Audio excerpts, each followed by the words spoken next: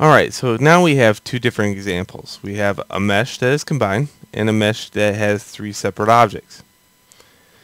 And if you're lost, you should watch the previous video where I made these two examples. They're really simple things, but we have to use them to teach you bones. So, the first thing we have to do is take this object and let's center the pivot on it. So this is how it works. Hit Shift S, and we're going to say cursor to selected. What that did is just move that itty bitty cursor, the annoying one that follows you everywhere when you right click, to the very center of the object. So again, Shift S to cursor to selected. Let's hop into 1 on the keyboard or number pad, and let's add a bone. So arbitrary, add single bone. Let's hit W to move the bone in object mode. Alright, some bone terminology very quickly. This is the head of the bone. This is the tail of the bone. This bone right here, since it's the first bone being made, is called the root bone. Okay? Root bone has control over everything. If I happen to tab on the keyboard, this is edit mode. So its components are the tail and the head, which can be left clicked on and moved. We're going to move the tail to the center of the ball and then hit E on the keyboard, right click, and then move. Notice that right click action, that canceled any free movement of the bone. So, for example, if I went to undo that and hit E, don't do this. Okay? Immediately when you're starting to move the bone, right click, then move it. It's an absolute move, and it allows you to move only in one axis.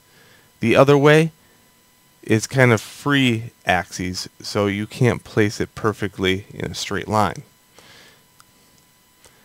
Now, switch over to object mode. Now, if I was to duplicate this right now, it would make two separate armatures, and that's what I want. Here's armature 1 for example 1. So hit Shift D, move it over, two separate armatures. If you would have duplicated that in edit mode, it would have made one armature with two more bones. So very important that you know the difference between adding an armature, which is two separate characters. If we name this one George and this one Sam, they are two separate characters altogether. But if you went to duplicate it in edit mode, Sam would have had an extra set of legs or something like that. Now, just rotate around, make sure that those bones are in fact in the center of the mesh. And then we are going to go into the next phase, which is skinning. Okay? Skinning happens like this. For this example, all the meshes are joined together or combined together.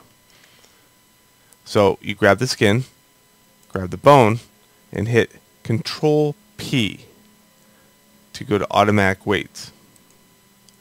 For the other example, the objects are three separate ones. So in this case, you hold Shift, highlight all your meshes, then hold Shift, grab your root, Control P, automatic weights. Incidentally, for future reference, if you ever want to unskin an object, it is this. Grab your meshes, hit Alt P to clear parent. So don't do that. We don't want to unskin these, but that's how you unskin something. What does skinning mean? Well, skinning means that the bone now has influence over the vertices. Now, remember what I just said. The bone has influence over the vertices, because we're going to say that a lot. Let's go into the bone. Let's go into its other mode, which is pose mode. If I grab this one, hit E, I can rotate it. Okay. If I immediately go to the other armature, I have to grab it first and then go into pose mode, and now move it back and forth. Because they're both in pose mode now, I can jump between the two armatures. That's another thing I should point out. So our next step is weighing, and that's going to be handled in the next video. Weighing exists when, let's say, this is a robot's arm.